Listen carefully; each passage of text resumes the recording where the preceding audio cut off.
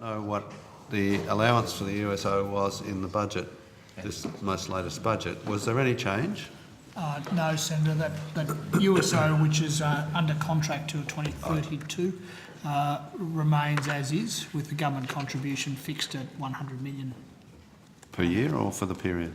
Per annum. Per annum. Is there any obligation on the part of Telstra to maintain a certain number of payphones under that? The obligation on Telstra is to, if they plan on removing any payphones, to go through a process with the ACMA where they do a net community benefit assessment to determine whether or not the payphone is used at a certain level and whether or not it can be removed without consumer detriment. Generally speaking, there is also a provision that says they cannot remove X number per year. I'm sorry I don't have that information to hand, but I can get it for you on notice. So they can remove them subject to negotiation? Yes, subject to their usage generally. If it's a high-use payphone, it's not in anyone's interest for it to be removed. Sure.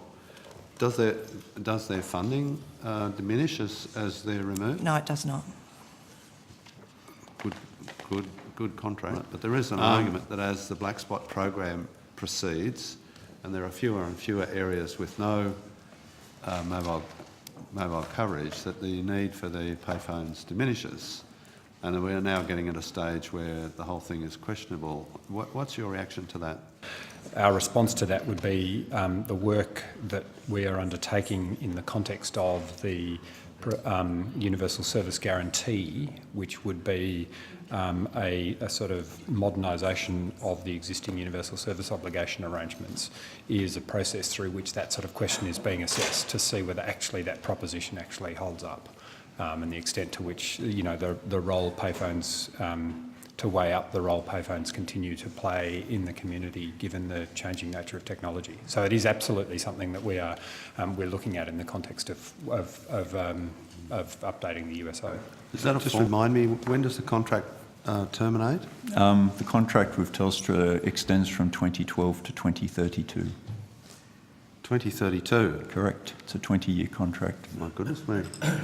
Okay, so I have no objections to ensuring, you know, there are either mobile phone coverage or payphone coverage available. $100 million a year is a sizable amount. That's my main focus. Correct. Telstra actually receives in payment $270 million per annum excluding GST.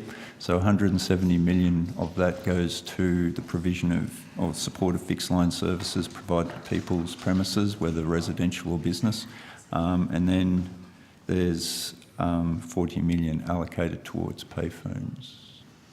And as part of... Sorry, I think I made a mistake. It's 230 for the fixed line services. It's a total of 270 that they get paid every year. As areas which previously didn't have mobile phone coverage obtain mobile phone coverage, is Telstra under the same obligation to provide a fixed line service to those premises? Yes, Senator.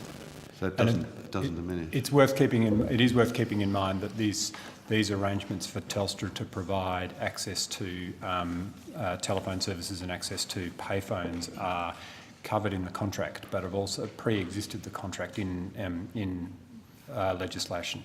If the government chose to seek to save some money in this area because there was overlap or unnecessary obligations on Telstra, it would require legislation or to negotiate a change to the contract, or possibly both. Possibly both. Yes. All right.